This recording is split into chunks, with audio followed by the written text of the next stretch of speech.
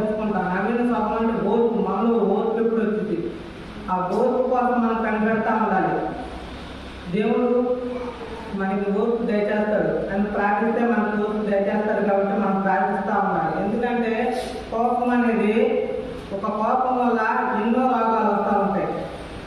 BP నుంచి అన్ని ముందు జబ్బుల దాకా కోపపడటంలోనే ఇట్లాంటి రోగాలు వస్తూ ఉంటాయి. దాన్ని గ్రహించుకొని ఆ కోపాన్ని విడిచిపెట్టాలి. ఈ నూతన స్వభావం